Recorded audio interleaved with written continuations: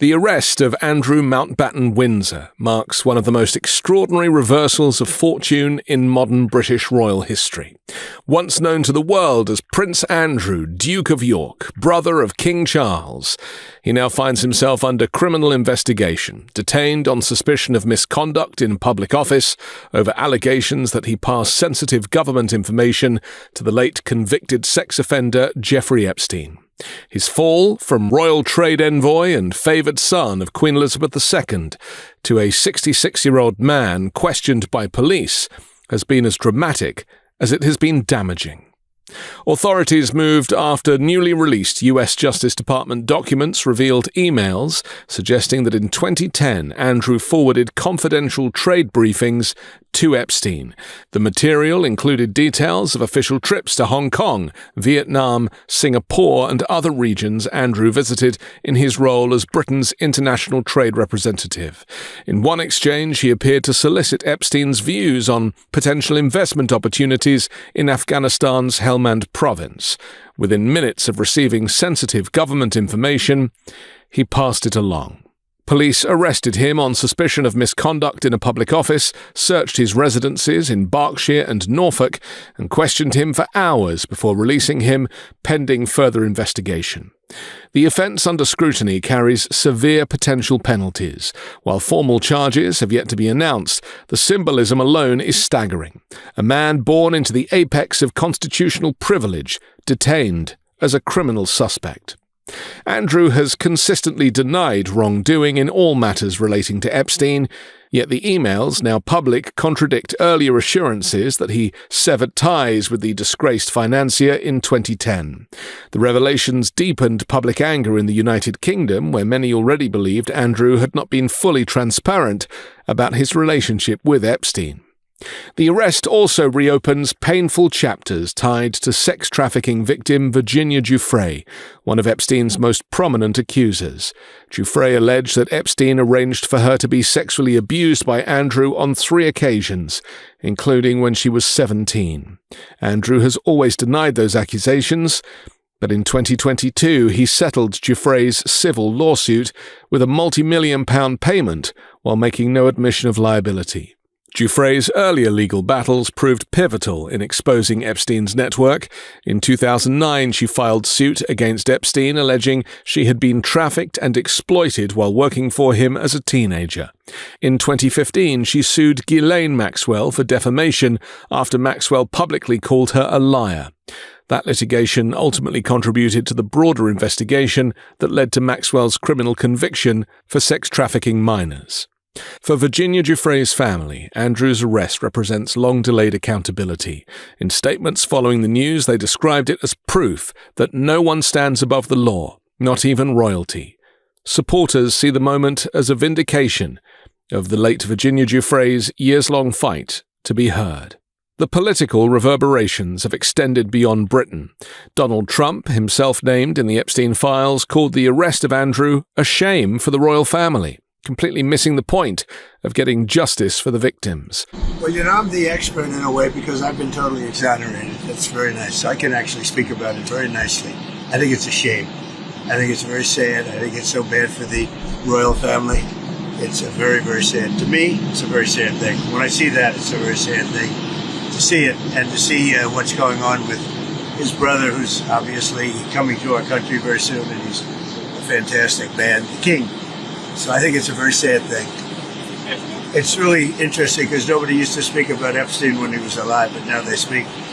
But I'm the one that can talk about it because I've been totally exonerated. I did nothing. In fact, the opposite. He was against me. He was fighting me in the election, which I just found out through the last 3 million pages of documents. British Prime Minister Keir Starmer, by contrast, emphasised that Andrew should cooperate fully with authorities and reiterated a simple principle: no one is above the law.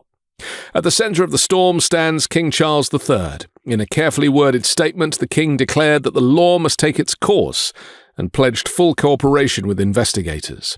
Notably, he had already stripped his brother of royal titles and military patronages after earlier Epstein-related revelations.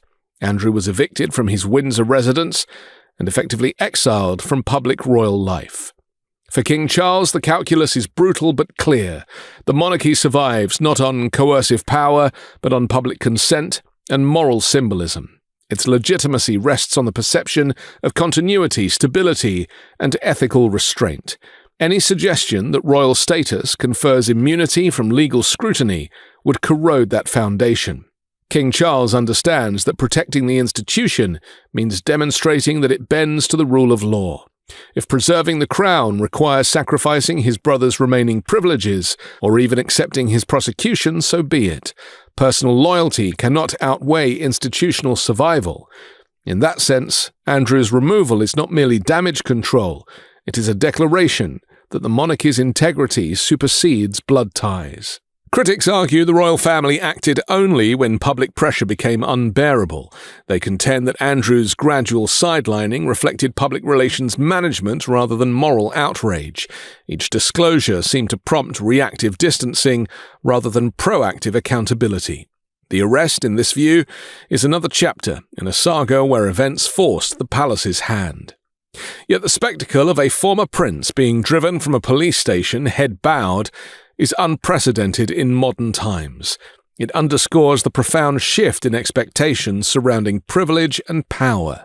The British monarchy has weathered abdications, divorces, and scandals before, but criminal suspicion directed at a senior royal cuts differently. It strikes at the heart of the institution's carefully curated image. The investigation itself centers on whether Andrew abused his position as trade envoy by sharing confidential information. That question, distinct from but intertwined with the Epstein scandal, carries its own gravity. Public offense, even ceremonial or diplomatic, demands fiduciary responsibility. If investigators conclude that Andrew shared sensitive government materials with a private individual, later revealed to be a serial sex offender, the implications extend beyond personal embarrassment to national security concerns. For many Britons, the episode reinforces a broader reckoning with elite impunity.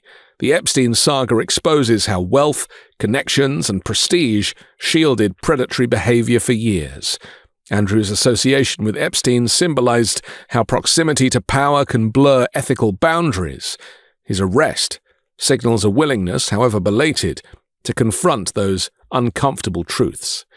Whether prosecutors ultimately bring charges remains uncertain. Andrew's legal team maintain his innocence. Police have emphasized the importance of objectivity and the integrity of the investigation. But even absent a conviction, the reputational damage is irreversible.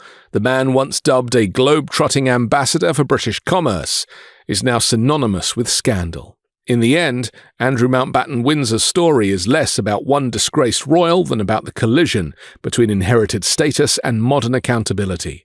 Institutions that rely on public trust cannot afford ambiguity about the rule of law. By allowing the investigation to proceed and by stripping his brother of royal standing, King Charles has signalled that the monarchy's future depends on drawing that line clearly. For survivors of abuse, for critics of entrenched privilege, and for defenders of constitutional norms, the image of a former prince under arrest carries potent symbolism. It suggests that even the highest birthright offers no absolute shield, and in that symbolism lies the monarchy's stark choice: evolve with the demands of justice, or risk being judged by them. I'm Anthony Davis. You can find me on the 5 Minute News YouTube channel and podcast, on Wednesdays co-hosting Uncovered, on Global AF, on Legal AF, and on Sundays on The Weekend Show with MeidasTouch. Love this video? Support independent media and unlock exclusive content, ad-free videos, and custom emojis by becoming a paid member of our YouTube channel today. You can also gift memberships to others.